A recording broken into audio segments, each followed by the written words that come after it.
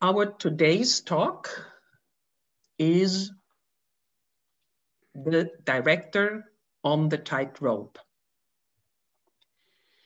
And after we have spoken always about the actors' processes and different tools and questions for the actors' profession, we would like now to put our attention to the directing profession and to the directors.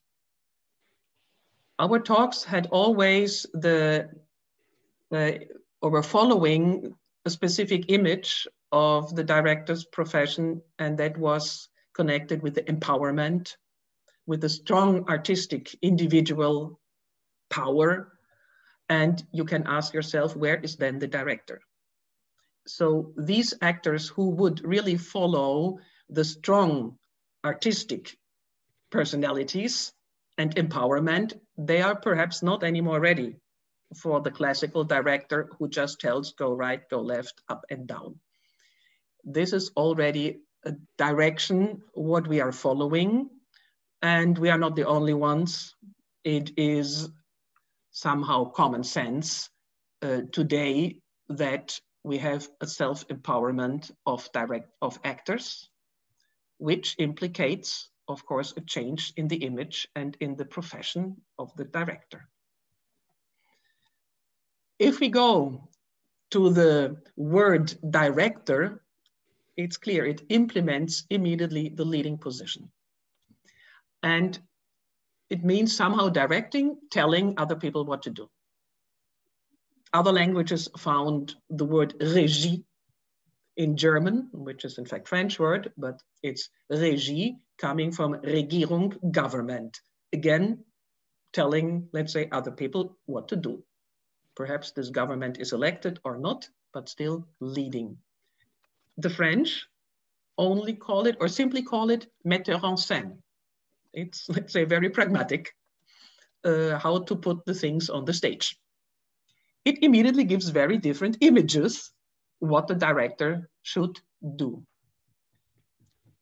I will now not go somehow into the director's history. I only make it, let's say, one anecdotic saying is that how it comes to director's profession, it was the worst director was asked to go off stage and look at the rest of them because he had not so much to do and could tell the others what to do and help them. So we can say the worst director became the first director. The first actor became the first director. And this worst actor made a remarkable development. He became, in fact, the most powerful person in the production, the one who decides everything. And in the end, even the whole artistic image, leading to the so-called Regietheater. So we can say from also a most humble position of a director who more or less just mediates a text through the actor to the audience, changed more and more and added his individual artistic image. And sometimes even imposing this artistic image on everything. He became the artistic central figure that created the all-encompassing image and message of the profession. Inevitable that this position includes enormous power, which was used for the good and for the bad. We know about the wonderful and good directors, fully respecting all the collaborators. And of course, we know the dictators, and we know now finally arrived and opened in the discussion of Me Too. I think we don't need to stress on this discussion too much. The discussions we had all over, we all know about it. And we can be very glad that it finally opened and for sure changes a lot. And in addition, we have changes, not only because of Me Too, we have changes because we have women, much more women in the profession of the director. And for sure, they change also the communication, the way how the process is managed.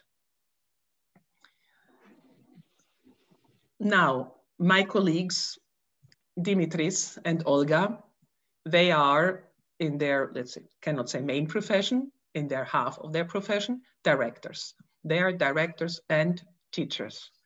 And I think they nearly cannot separate between these two professions, but still, of course, sometimes they are teachers who are the director in the background, or they are directors and the teacher is still vibrating in them. And I want today, or we choose today, another little bit different form. I would like to ask them several questions, which they will discuss between themselves, with me, with you, and please always, for each question, what I'm asking to them, if you want, you raise your hand if you want to add something. So we don't want to leave it to the final. If you want to contribute, please feel free. We will then somehow manage that we keep on and that we keep going the line of some subjects. Now, my first question, dear colleagues, dear all colleagues, first perhaps Olga or Dimitris will answer. The self-image of the director, of you. How do you see yourself and the image of yourself? Including immediately to this question, what you see or consider the main qualities of a director and the director's profession. Please, my dear friends, jump into the cold water.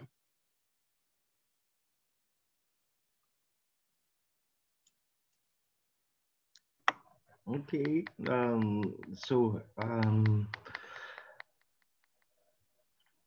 well, I will try to answer to this question somehow from the image that I have from my experience. I mean, how I realize and this role, if I may say, the role of the director. I mean, for several years, my interest was on works that we call devised theater works. I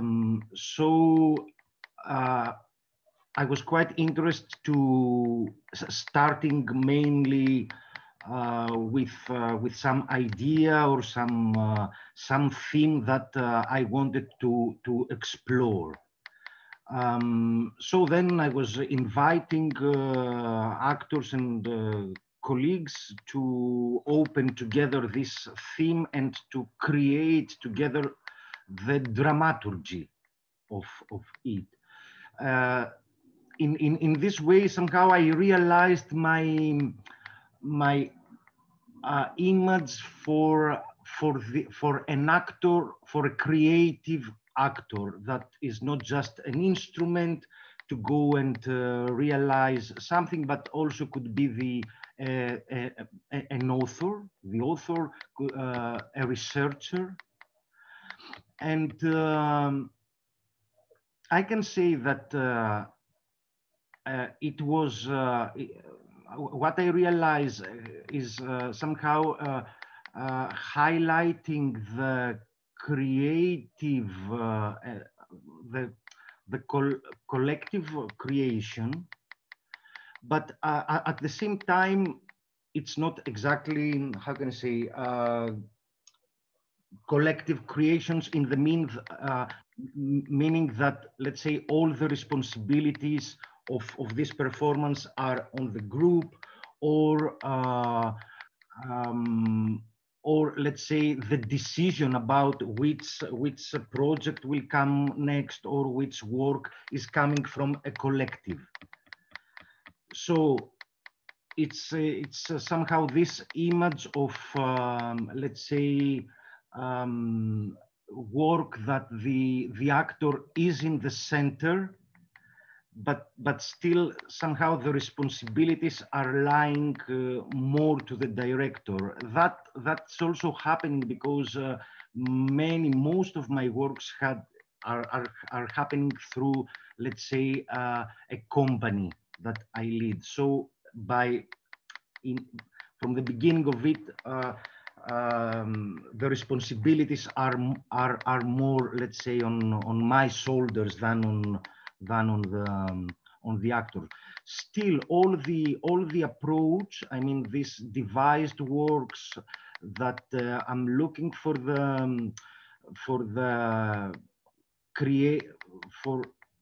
creative participation of the actor are opening, let's say, a space that I think it still differs from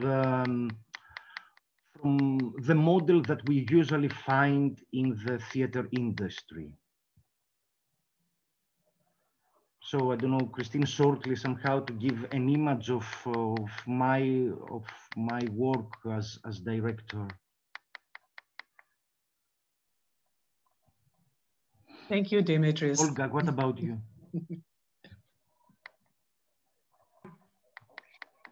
I was, first of all, hello everybody, and thank you, Dimitris, for your example. Thank you, Christina, for your intro.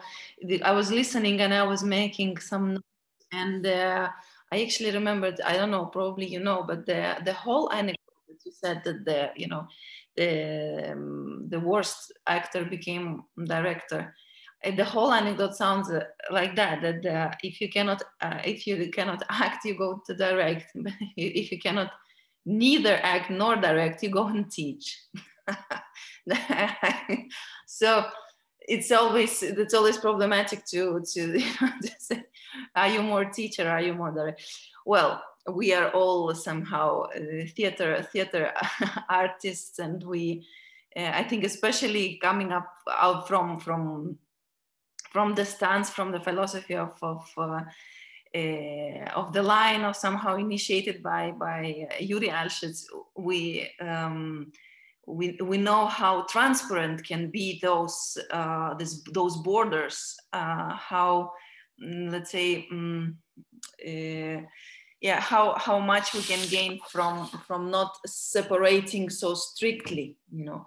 But of course, there is a huge difference between or specifically related to directing, between directing and all the other elements, let's say, of creative processes, because there is very special highlight on this figure of director. There is very special pressure, there is very special responsibilities, which of course modify the existence of such professional, which specify the formation, the education of such professional.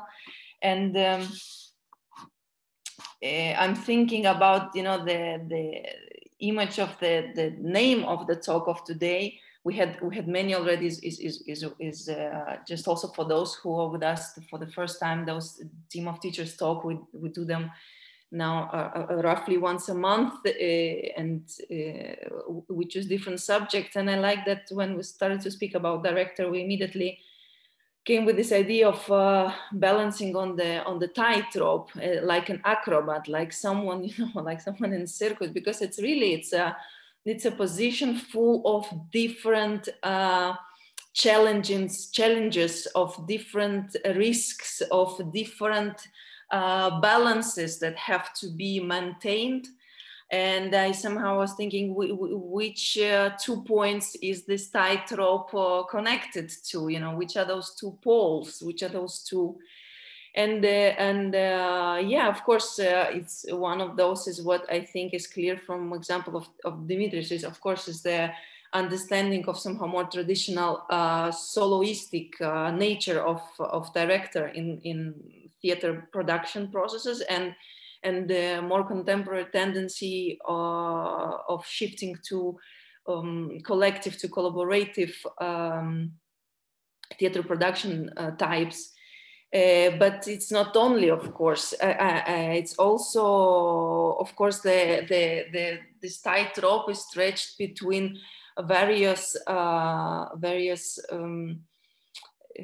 let's say theatrical conventions. I don't know, the traditional, contemporary, dramatic, post-dramatic, because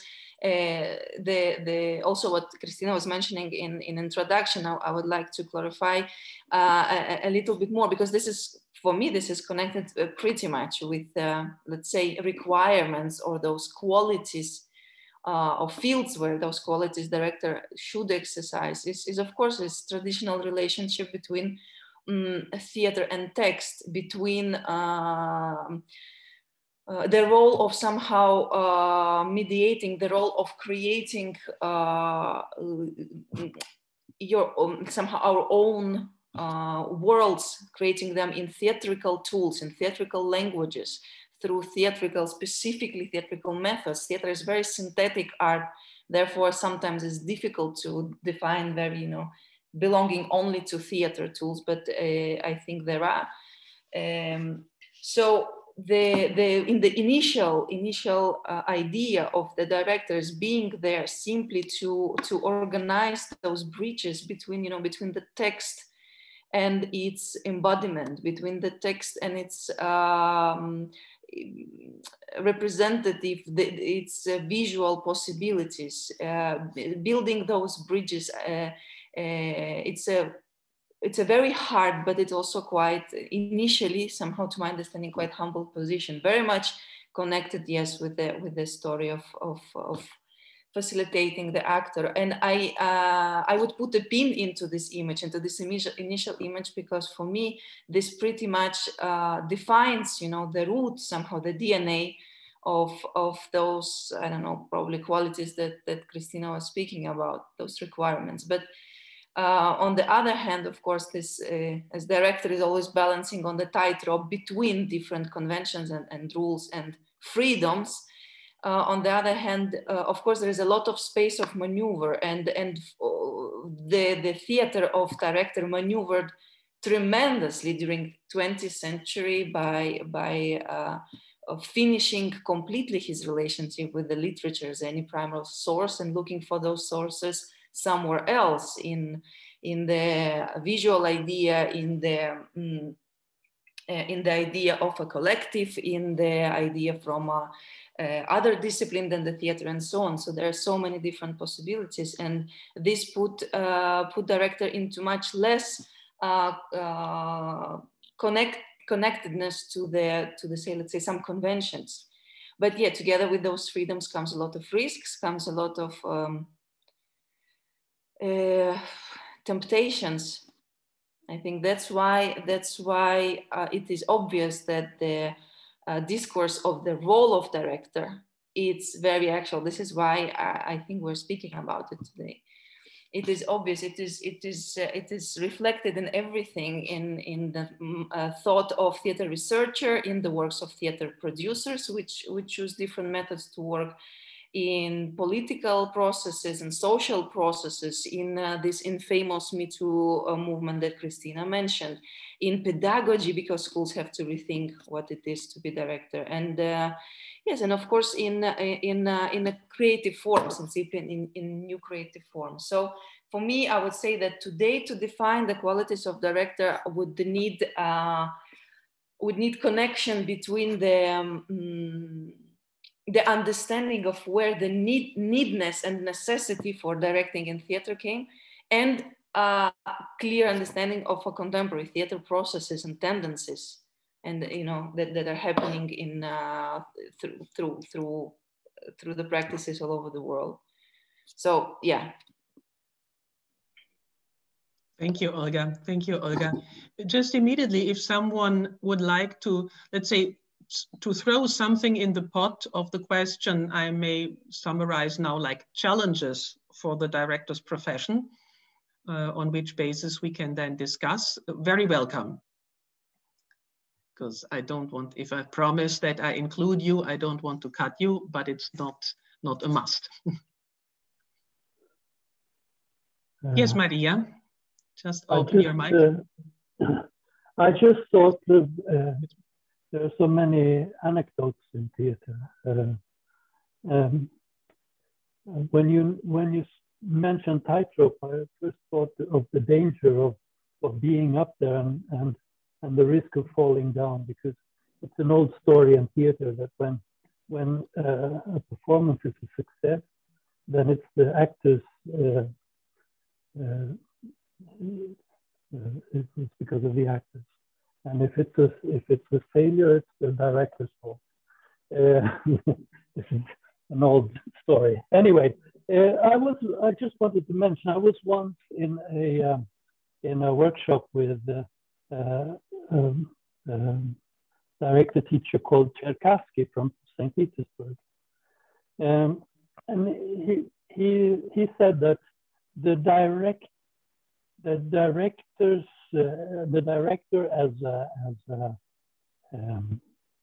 as a profession, as a role, an important role, actually was born with Chekhov, because he said before that theater was very much, it was about situations, it was about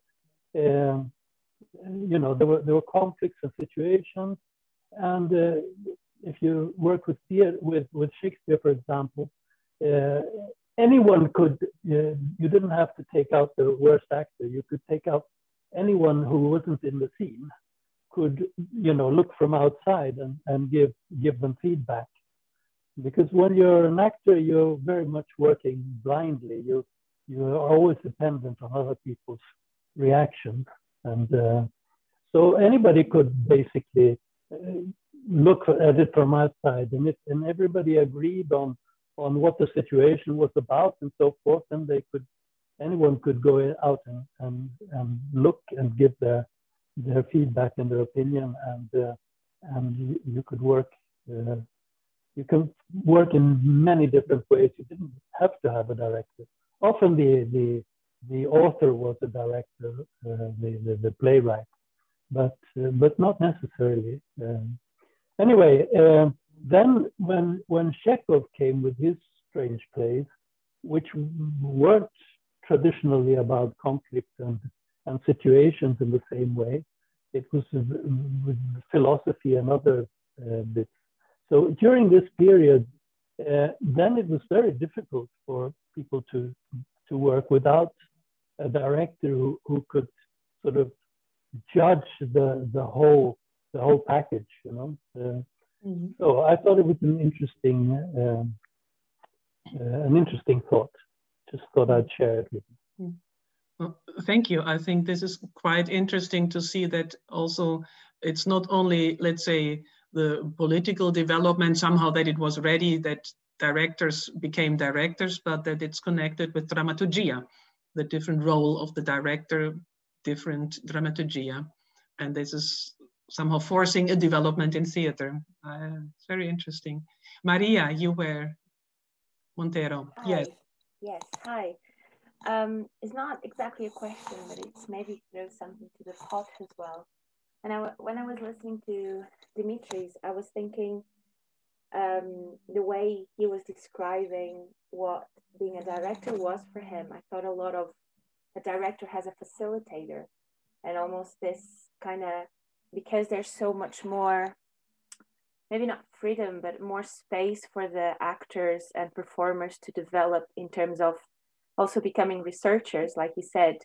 It feels like almost like the director kind of loses this traditional highlight and almost becomes almost a facilitator, which I still see as a director, but somehow the word becomes less hierarchical almost, and it's actually more on the almost on the level of the performers, but with slightly more responsibility, almost like the responsibility of seeing the wider picture while facilitating.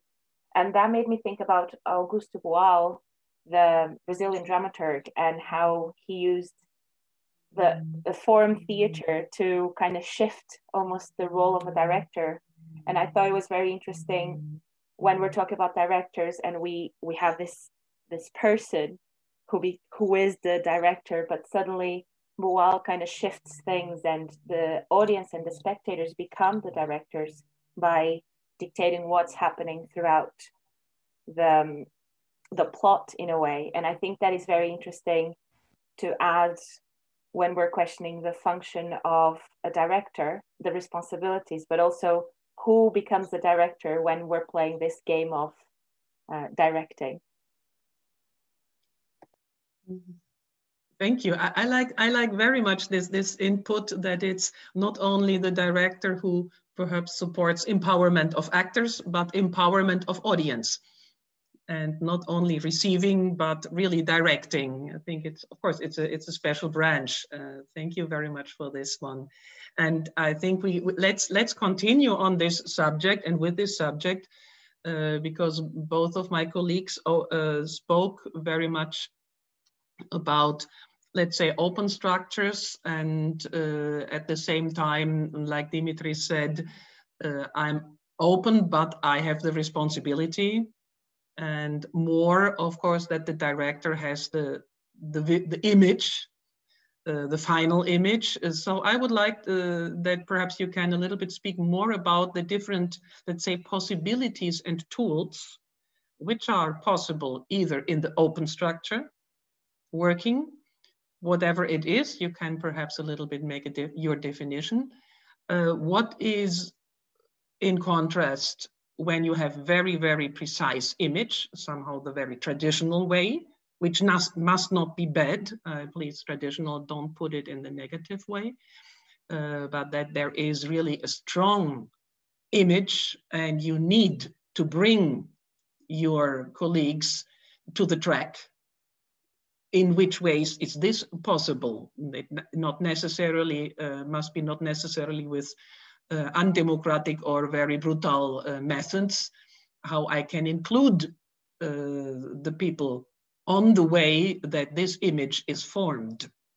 So we have, of course, all shades there. I'm not speaking about the behavior of directors. I think we can just take it out for a while, but of the principles and the tools what directors have to follow these different forms of creation, which means either common creation or creation of someone who invites a group of actors or artists to fulfill a common image.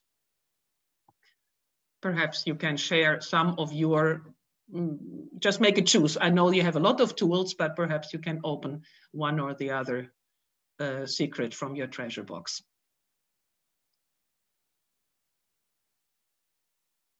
Dimitri, or Olga, who wants? Oh yes, well, to speak about the tools a little bit, we just finished the masterclass with the group of my colleagues in Online Theatre Academy. We just finished this masterclass on case study from my own directing practice. So probably I will. I mean, it's very fresh, so I probably should mention that as a practical tool, just at least to give orientation where, to my understanding, this can happen. Again, it's important to say beforehand, and also it's somehow it very much resonates with me what Maria was adding to the conversation, right? The idea of this facilitation. Basically, what was described in this case, and what contemporary collaborative practices thrive on, is on this shift to facilitating, which is in fact very, very pedagogical approach in a way. It's very connected with different priorities and with the different hierarchical understanding of creative, of the balance in creative process, the balance of powers in creation, which is in fact very similar to somehow to all the pedagogical processes, which are also about nurturing the creation more than somehow imposing. So I think this tool, the pedagogical tool, opens a lot of doors. But again, the beauty is that I want to underline it again, I cannot underline it enough, that the pedagogy as a very substantial part of the directing as a profession, it's in fact in the roots of director. The first propositions, the appearance of the first professional directing, which brought all the evolution, all this huge developmental step for theater in 20th century, initially required, somehow summoned the position of the director to do that, to propose the artistic leadership, to unite artistic ensembles. Of course, it's connected with the dramaturgy, with this part of the story also, but the methods, the practical part is very, very pedagogical. It's directors who are educating, who are nurturing, who are growing and bringing up their actors, their collaborators, the ones that think and believe in similar artistical ideas. So I think this is very, very important. And somehow to rethink, to refresh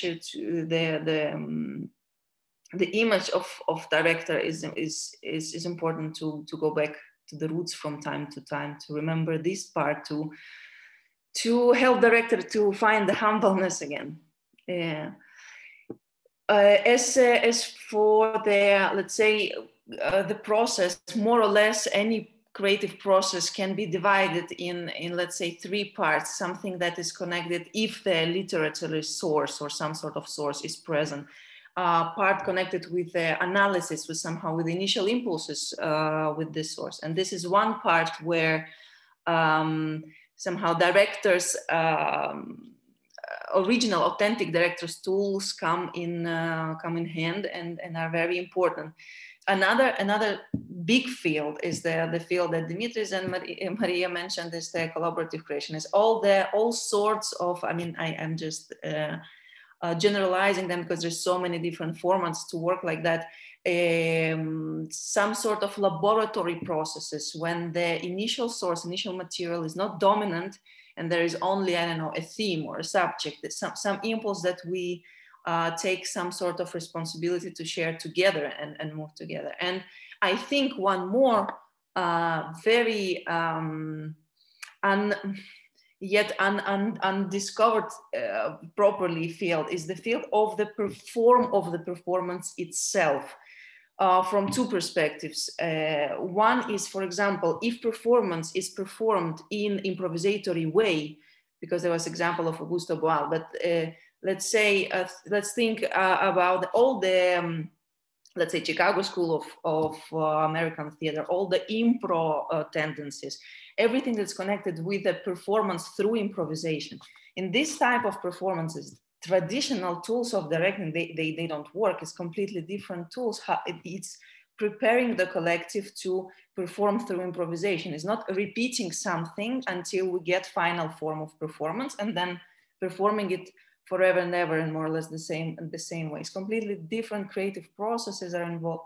And the other part, even if performance is not using improvisation in any way, but there is this huge part of participation and the space which is left inside the structure, meaning structure or idea structure, space structure, anything that is elements of the performance. When in this structure of the performance, the space is left on purpose for the audience to come and take the space physically, mentally, in many different tools, all types of contemporary practices that uses some sort of immersivity, some sort of interactivity, this type of notions, they also, I think, shift tremendously what is the directing. They refresh, they give fantastic possibilities for reconsider what is the directing, what is artistic leadership, what is the concept of the performance as such. So this is like shortly, at least these 3 fields, I think can propose 3 different ways of looking into it.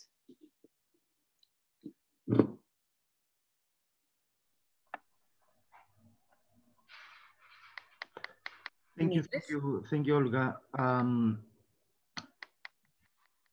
I wanted to add to these 2 different structures that Christine, you mentioned, this open, let's say, collective structure, and the structure, let's say, that is one mind centered in a way, meaning the director, as we had seen, his position growing and being empowered through the previous century so strongly.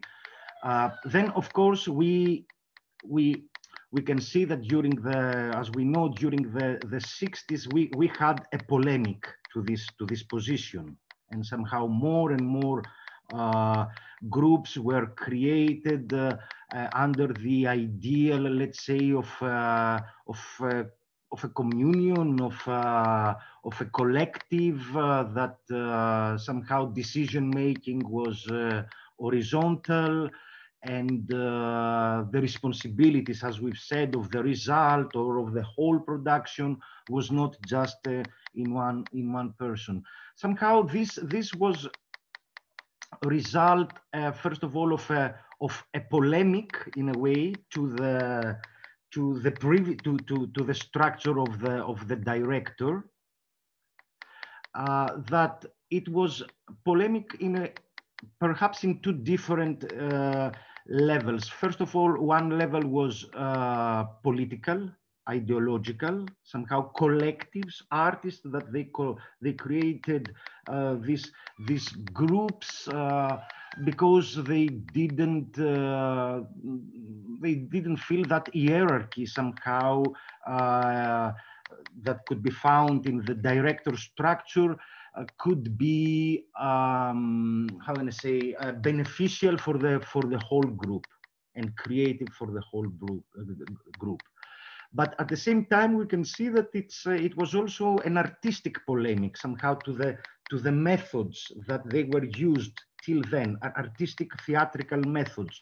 So that was very fruitful in a way for theater, because new approaches came up at that time. I mean, all these devised methods, that the ensemble exercises, approaches, somehow they came out quite a lot out of these groups.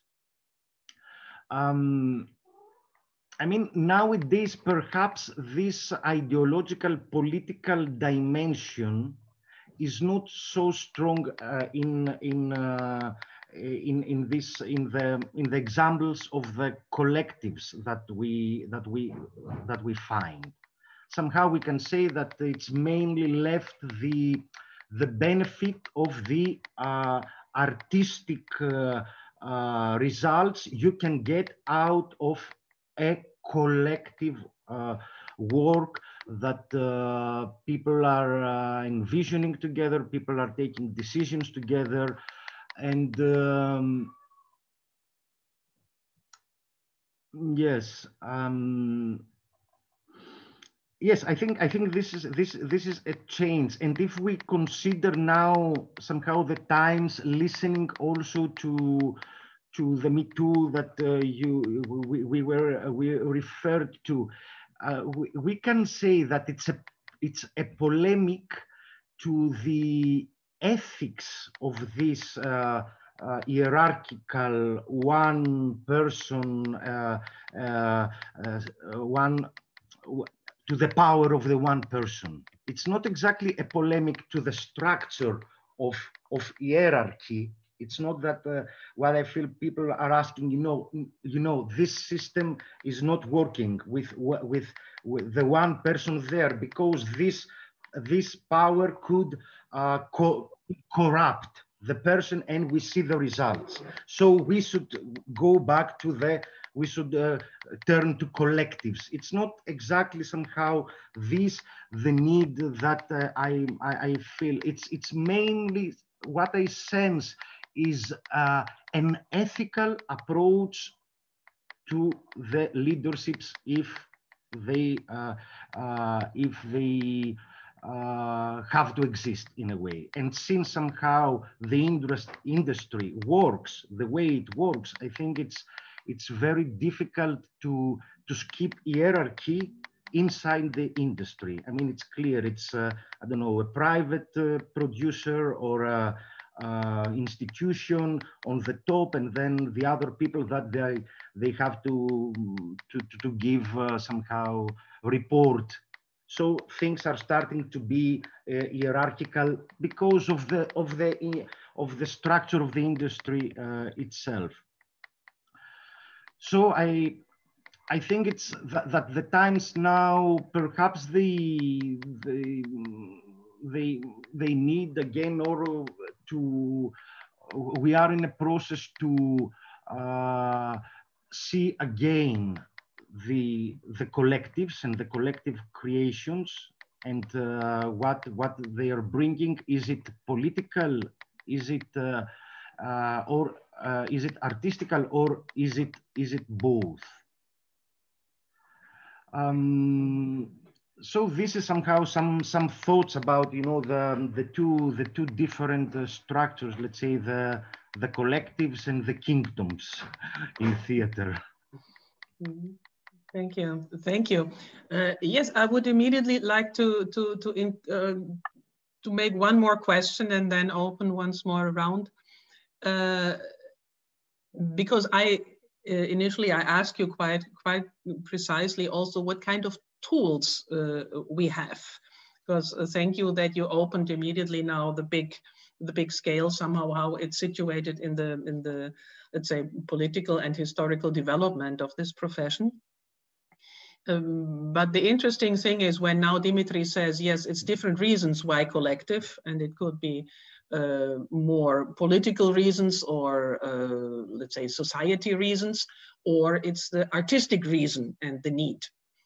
And sometimes I think we face as directors that there is a big call and wish, let's be collective, but then it's the question how to be collective. It's not enough just to say let's create together. And then we're coming back also what Olga mentioned. There is someone who guides the process. And does this person guide the process as, let's say, purely artist? I want to go somewhere. Or is there the possibility for the director to guide this process pedagogically? Because a director just from scratch is not immediately in the position to be co-creator, because we see that in the academies now more and more, but only some years ago, actors were not educated to be co-creators. They were educated to be, let's be very strong slaves, but mainly they were educated, please director, tell me what to do. I have the tasks to do what you want me to do. And now director comes and tells, let's create together, probably the most democratic person. Then it's question how to open this potential. I think it's vice versa. And this is exactly also when we spoke about the tightrope. It's not only the director who is suppressing actors. Sometimes actors are triggering always this leading position and are very happy in this leading position. I would like to know a little bit more, but very much also concretely, how you as directors from your practice, what practical tools you are using to open this process that it can become a collective process in the true sense and in the artistic sense to create artistic images together. And then please, everyone from the audience will add their tools and their experiences about this subject. Because Olga, I know that you work a lot with these possibilities and the different formats, also with very, let's say, traditional theaters who are absolutely not prepared for perhaps wishes how you like to work. And it's very different condition than when Dimitris has created his group and they are working in the third or fourth production together. It's of course completely different tasks for the director to lead this process. I think there is no right or wrong answers. I think everything is fully dependent on the artistic tasks and the processes. There are no universal truth. It's important to underline that although I do advocate a lot for different collaborative forms of work, I don't think that collaborativeness in itself is some sort of huge advantage immediately of the performance. It has to be a part of artistic strategies. It has to be organic and purposeful part of the whole line of the work. So like any innovation is not doing anything better per se just because it is present. There is nothing wrong with the conventional forms of the performance exactly because of that, because we have I don't know, thousands and thousands actors throughout the world educated in be very good in perceiving the instructions to the best of their abilities. And, you know, till now we perceive the best theater results in theater practice as the history of a big director's name. And really, if all the theater will be like, I don't know, the theater that Christian Lupo does, is not because of the taste, but I mean because of the level, because of understanding what is the professional requirements for the theater. You know, for me, it will be good enough. It will be great. And I mean, Christian Lupo, you know his work. He's pretty conventional, brilliant directing mind, basically. So nothing is like good or bad per se. What makes it good or bad is its purposefulness, and this is the role of the director as well. Is the selection, is the responsibility for the selection of the tools and strategies. So yeah, I think this is very important to have this in mind every time we speak about some, you know, how do you empower collectives. But again, there is because there is a special class that we speak about only the tools and the instruments and precise exercises. But in general, I can say that this is if this collaboration is needed, and I do believe that it's needed, and if it's based on let's say such an effective, such a profound holistic theatrical system as for example playful theater, ludic theater, improvisation-based theater promotes, then there is so many possibilities of refresh the processes. Again, merely looking at those at least three contexts. Through the changing perception perspective on what is analysis, to whom belongs the creation of images, sharing responsibilities of this stage, opening this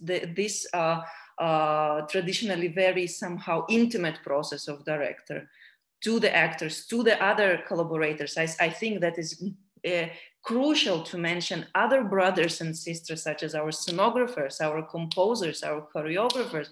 What about them? I think they showed their tremendous role, and also in contemporary drama theater. So this is one way, right? One tool. The other is all types of laboratory process. Of different ways, pedagogical tools, other facilitatory tools to organize, to lead forward the process where ideas are created through the common creation. Again, I don't see this process as per se somehow democratic or perfectly reflecting the political understanding of what democracy is. I don't think that this is very always relevant to the artistic field to say that it is like democratization of this process makes it also again good per se. I don't think so. I think that democracy is the winning of the opinion of the majority. It not necessarily is relatable to every creative process. It's not necessarily also the advantage.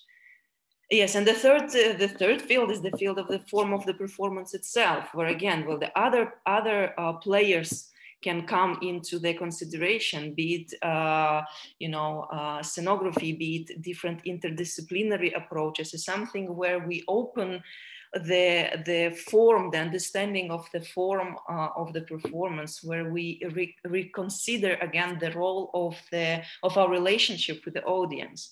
When we reconsider the acting conventions, the ways and the methods of acting, of existence on the stage. I think these are wonderful tools which from experience bring unexpected results, are quite fruitful and engage actors in a different level, not only as a supporters of one very specific case of performance making, but also as researchers, as innovators. Because I mean, as Christina said, I do work a lot with the state theater structures, like big structures with a lot of inertia inside. But the surprisingly or paradoxically, or actually probably it's not surprisingly, probably it's because of that, the combination of innovation in the creative processes and theater form in itself, running away from traditional spaces and methods, I think gives a lot of benefit for everyone involved, for both creators, but also, I don't know, the management, the technical stuff, everybody involved in the performance making.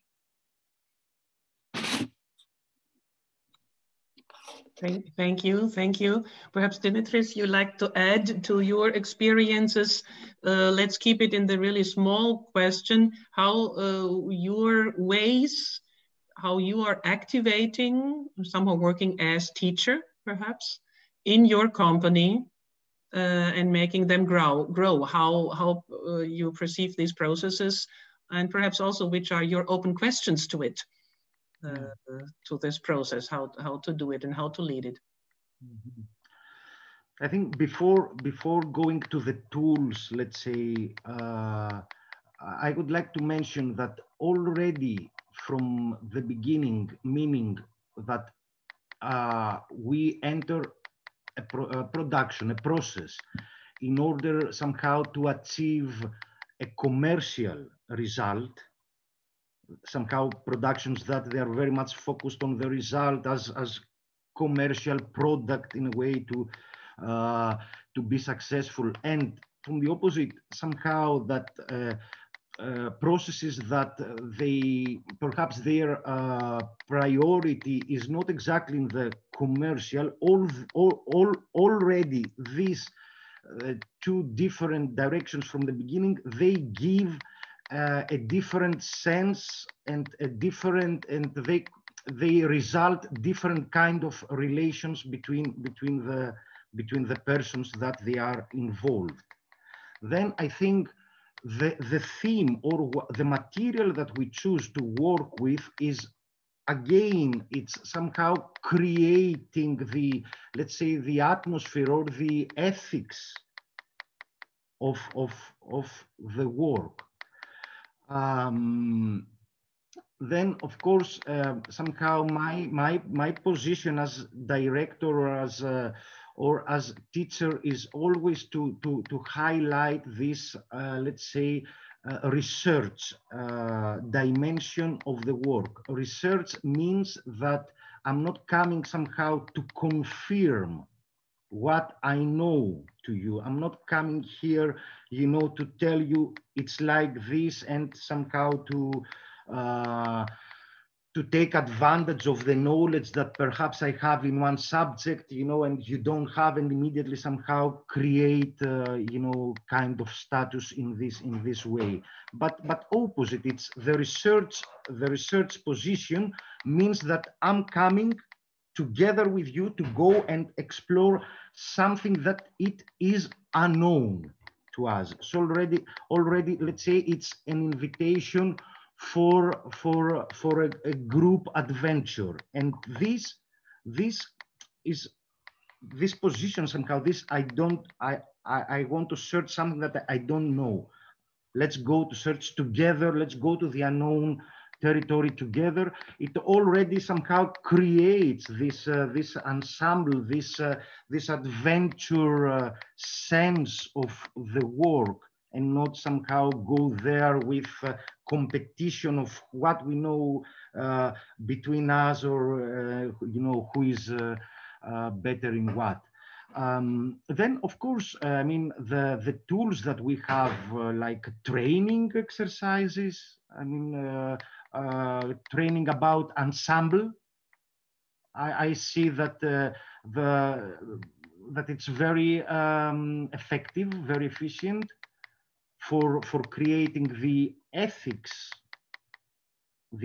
of the group. And then, of course, it's, at least in my case, it's not that ideology or politics are in, let's say, in high priority during the artistic process, but somehow I see the creative collective process as a space, as the opening of a space to sense and to experience with the actors some ideal also in the social, let's say, layer. I don't know if it's democratic or if it's other words for it, but could be utopic in a way, in my understanding, that in this process, it's of course, let's say, the part of the artistic part, but it's also, how can I call it, the performativity of the social life, in a way, between us, that is changing inside the space of the creative process than from what we experience outside. And there, because of the work, we also get an image of not just artistical, but of a social structure with its own, with its ideals and principles that they are coming out of this, let's say, artistic communion, in a way. And just last thing, I would agree with Olga. It's not that, you know, it's artistically, it means that, you know, collective works will give better results, let's say, than the other. What I see as intention, let's say, in the collective works is to get a totality, in a way, in the result. Somehow it's not, let's say, the point of view of one, could be wide point of view, and but somehow what we are looking through the collectiveness of the work is somehow to find more, if I can say, more totality in the result. I agree with Dimitris very much, and he's bringing this, I think, very important notion, which rings a bell to me. And I just want shortly to mention, because I think it's good point of view, it's good proposition to look at these processes. The idea of hierarchy and ethics, somehow what Dimitris mentioned in the processes of, I don't know, let's say 60s, right, where they happened from various social and political reasons, this opposition between the verticality and horizontality. And recently there came out the text by a Russian theater researcher, also recently theater director, Marina Davidova, who is leading also the main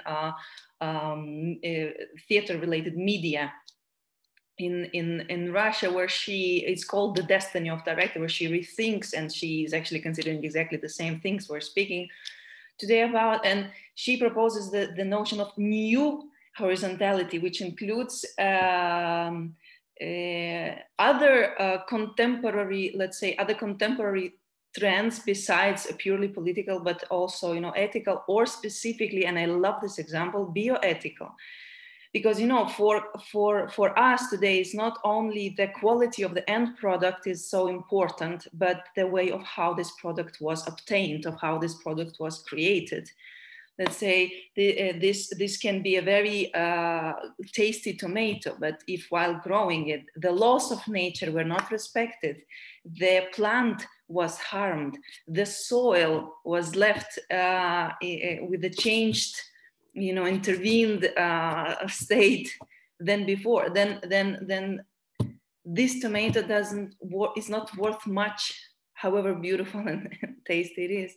So I like this this point of view, this optics of the ethics coming from the system of relationship. Of course, they do reflect social structures in theater always, but it is really, we don't have anymore in the contemporary humanity, we don't have any more luxury not to pay attention to the relations and principles on which we operate together as a collaborators. Doesn't matter in which structure, more horizontal or less horizontal.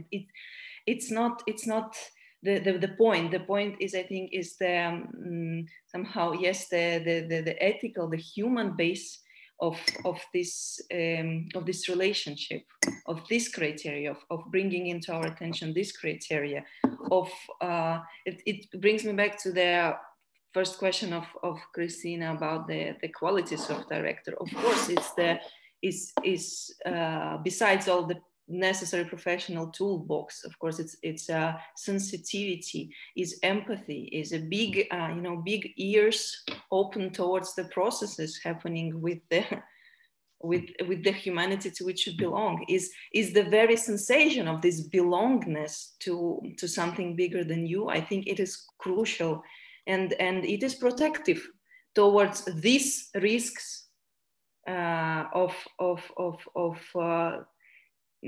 corruption of power in the role of director, in the position of director. Yeah, I like very much, Olga, that you added this one, and I would now like to put the question to the round, to everyone, because you mentioned also before the process of, I mean, the pedagogical process. So somehow that the director, and this is the question, is the main aim for the director just the result? Or is the main aim the process, as you now beautifully described? So somehow, could the tomato grow up happily? And then also, I have one hand, I have the result of as performance, but I have also a result of the development of the actors. So how much also the director, in fact, is not only taking care about this one production, which was lately very much, because we left the ideas of ensembles. We had the directors, stars, who jumped to an ensemble, perhaps even an existing ensemble, but imposed his perhaps most beautiful, wonderful idea, but then leaving. In fact, he was not really interested how this ensemble develops. If I have a pedagogical impulse, I also take care how this actor will feel and act in the production after me, which is perhaps with me or with a colleague. It's a very, very different impulse of a director as well. And perhaps then it can be very hierarchical.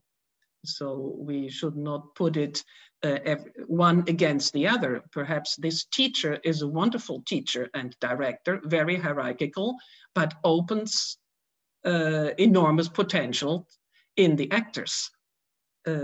So let's say it's not black and white. And I would very much like to ask experiences now from our friends here sitting together, where you or your experiences, your questions, perhaps also your demands, perhaps good practices. I would like to know how you experience now, because I see all the people are not young people who just started theater yesterday. How you see this development and how you see it for your future as director or actor. What are your, let's say, projects in this direction? How you would like to do theater for yourself? Or you would like to see that theater could be done or could not be done? Because I see that Nelson gave a comment, and perhaps you like to elaborate a little bit on this one. Yes, Nelson. Yeah, good. Yeah, for me, I think it's a balance, because I would tend to be more inclined towards the communal nature as opposed to the kingdom that Demetrius described. The problem is, if the actors aren't on the same page, they're going to feel lost and insecure, which is the worst thing that could happen. And also, as non-hierarchical as we might want to be, sometimes we have a vision, right?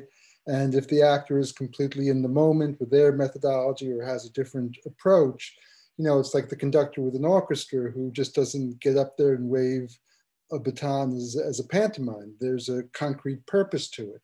So I think what's important is not to be dogmatic. And you've used the term toolbox before, and to look at it this way. You can come from a certain point of view, but you have to know when to shift, and you might have to shift very quickly, from starting off by saying asking the actor, what do you see? What do you think this means? And then when the actor says, I don't know, what do you want me to have? Then you have to respond very quickly. You can't be so ideological at that point.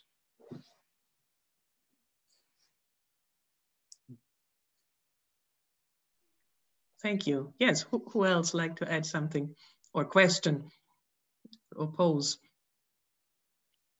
Yes, Maria, please. I'll just add another name that popped up to my mind when we're talking, which was back in the day when I'm currently more involved in contemporary performance, but I was theater trained, traditional acting trained. And I remember one particular class where we were talking about Pina Bausch, and we were talking about the creative method that she would use by bringing how she was still very much in control of what was being presented and what was being directed and also created. But the initial process were more of provocations almost, and where she would bring maybe a sentence, and her performers and her dancers would then bring answers to that, and she would work with that material. And I think that for me was one of the moments where I actually realized in that the control that you can have as a director, but also which kind of ties to the pedagogy and also what Olga was just talking about, which is also creating a structure of the performers and the actors have autonomy to create something, but still very much framed in the mind of the director. Yeah, so that kind of popped into my mind. Although it's a different kind of performance style, I think the technique can be used in different settings. Thank you. I could ask you now what you think about, I mean, everyone, we all know we only work best under stress. No, not under stress, but somehow last minute, finally, we get up and do the things. A lot of directors work with, let's say, threats, stressing, and so on. Sometimes, of course, to the worst. Sometimes we understand if we don't have the provocation, and this is what I take from you, Maria, provocation. So we should not put actors constantly in the comfort zone. If we are constantly nice and warm and wonderful, it's nice feeling, tomato growing nicely, but perhaps the weather needs stress And we know from the sequoia forest, they only make new trees when they have been burned, when there was fire. So the new generation of trees of sequoia only rises when the tree is under stress and it was fire. How we relate as directors with this? With the unethical way of creating stress. How we manage.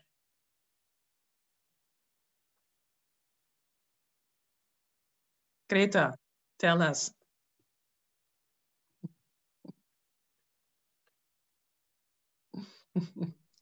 Christina is simulating the stressful situation by yes. Because Greta was making seriously attempt to think. Yes, of course, it's no stress. I'm not serious, so I'm very. I just was spontaneous, you know, open up my glasses. So I think the situation, you know, the relationship between the director and the actor. For you mentioned this provocation, you know, this initial point. From my experience, to be with the actors as a teacher or director, there are a main point. What I am really enjoying, it's a moment when I have the courage to wait, really to wait if something is coming up or not. Yes, maybe it will be, you know, will be longer waiting if the exercise, you know, the actors will understand the exercise or the proposal, but this courage to really to wait what is coming up, that I can't force it or push it from my experience. I can do that, but it makes no sense. Yes, because then the actor is not my product. So it's a provocation now to all of you. It's not my product. So the actors and me, we have a collaboration, and I think we share the spirit, how we would like to work together. And I think that is maybe the main aspect. Yes. So that was me. Thank you.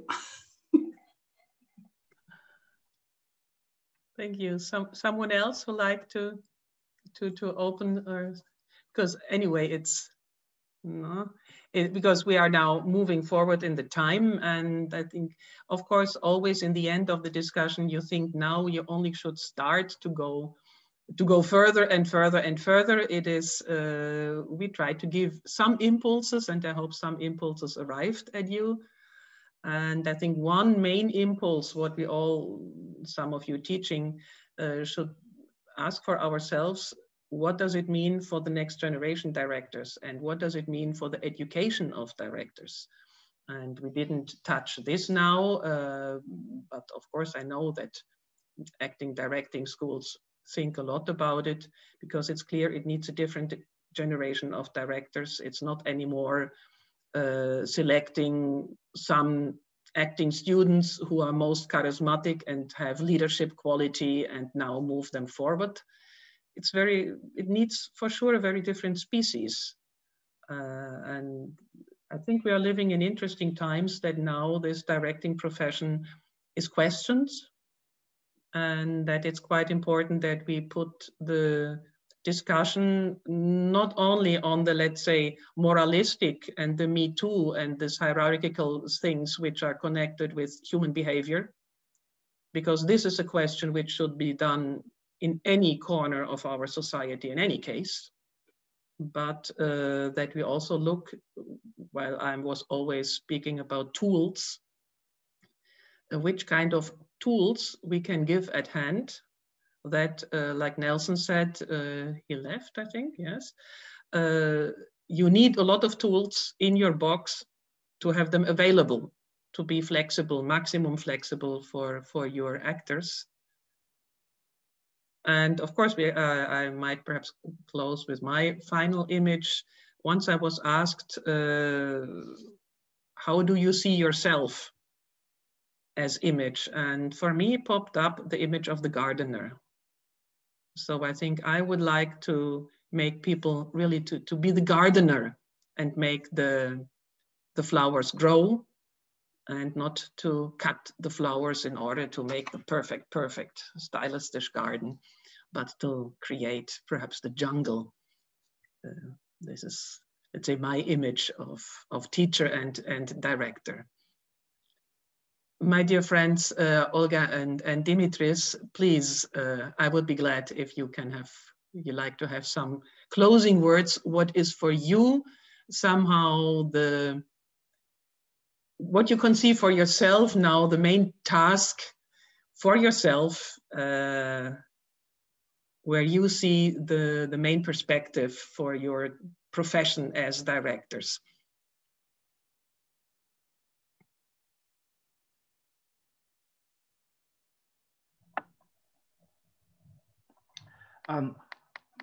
From my side, I can tell perhaps I'm not ready to answer yet to this question, because somehow it's a strong time changing. It's periods of big changing, and I think we are in a way in the middle of it. It's not yet the time somehow to make to have all the information out of it in order to, let's say, make our new plan or create a new vision of how things can move or how things can be in the future. What I wanted, just last thing, also from what Nelson spoke and what you asked before about the provocation. I think this shifting that Nelson spoke, this shifting of positions inside the process, this shifting of status inside the process. I mean, to go from a relation colleague to colleague, to director and actor, or to student and teacher, or to friend with friend, all this shifting and game, let's say, with the status between the relations are helpful to activate the multidimensional aspects of our work. And provocation can be in that manner, can be somehow in the frame of an agreement, let's say, between director and actor. It's their game. They know perhaps that in some time it's energy needed, and it's up to their agreement, up to their relation, how they will activate this stress that you call somehow very energetic condition. Yeah. So it's always at the end about agreement. Thank you. Thank you. Okay, thank you for this. So Olga, please, wrapping up our session today. It's too big responsibility to wrap up. I can only wrap up my own my own flow of thought. Well, yes, it's a very big question, you know, to say how you see for yourself as a task. I think probably more related to the previous question, to the question of next generation, and now to the question of education, or like initial seeds that are being put into the soil of directing, especially in those contemporary conditions that say, you know, the directors starts to come not so strong. The new generation starts to, where is next Necrocious? Where is next Martaler? Where is next whatever?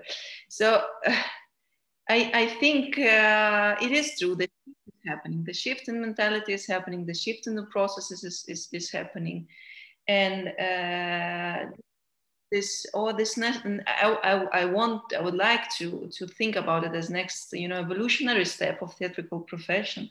I think it comes from the coming back to the roots, to the source, to the, you know, to the tranquility of the first impulses of our creativity, from where we all come. And I think it's very noble to, from time to time, to have a little break, to have braveness, to wait, as Greta said, to look back and to be able to learn also from everything that the not so long history of professional directing has to propose, but also to reconsider again in general the position of a leader, the ancient understanding, the understanding of ancient wisdom, what is to become a leader, who is deciding if you are the leader, who is appointing you, who is putting you there to make this role. And in those ancient societies, in those societies, which again, not to be political, but somehow isn't it a tendency with this gender shift also, with the appearance of more women in directing and in young directing, and with more women in ancient structures of leadership and in matriarchal leadership. It's a different rhythm of leadership. It's a different understanding of connectedness with the responsibilities of being put there, not because of obtaining, the special paper, the special surname, or the special symbol of your power, but because it is the agreement between you and the spirit. It's because it is a mission, because it is being put into some position, and your life is there to live up to the standard of what this position asks of you. So somehow it's the, probably I would end up with this beautiful image that Kandinsky put in his manifest about spirituality in art, when he says that yes, the artist is a king, but not only because of tremendousness of his freedoms, but because of the tremendousness of his responsibilities. I don't know, and I think they lay probably in the territory of agreement, in the territory of a connection, So I think this is probably something. It's always in front of me, and I think this is something that I see as a very desirable change in the system of education of directors today. Thank you, and I think you beautifully wrapped up, and I keep this word responsibility, because it popped up more and more in the last minutes, and I think this can be a good final word for us to say it is important for actors, as for directors, as for teachers, to work towards responsibility, and simply not giving up responsibility and just lead me. And then probably common creation can be beautiful. And giving in responsibility the power for a moment to a director to guide me, but it's my responsibility. I think this could be a quite beautiful image on which we could work also as directors, as actors and teachers, to move on knowledge, or to provoke the next generations how to work in theater as responsible artists. So on this, I hope, a positive note, I wish you wonderful, responsible works where you can be responsible for it, and hopefully will come out beautifully as you wish. So thank you very much for this day today, for this talk today. And I simply want to tell you that in 2 weeks is the World Theatre Day. As you all know, there are for sure a lot of activities. I know that the International Theatre Institute will do a whole day, 24-hour streaming of performances from all over the world. So this might be interesting simply to click in, but I think they will leave it on their page for a while. And we decided together with our artistic director, Yuri Eichitz, that we will make a little action like a toast, giving toast to the idea of holistic theater and to the idea of the butterfly effect of theater. We will send out this announcement, and of course, every one of you is very welcome to join this, let's say, action. It's not lectures, but we will invite, or we have invited from each continent, one person to give a toast. And we simply celebrate that we are artists and that we are living in a certain kind of freedom to celebrate our art, and that we are able to connect with our art. And whatever we want to give toasts to the World Theatre Day. So everyone very, very welcome then to join. It will be at 3 o'clock Saturday in 2 weeks, so on the 27th. Of course, everyone should have a good drink with you. Otherwise, you will be very dry in front of the screen. We will not tell you what you should put in your glass, depending on your culture, on your cultural background. You will choose the right ingredients for the toast. My dear colleagues, thank you very much, and hope to see you in the next Team of Teachers talks in 1 month.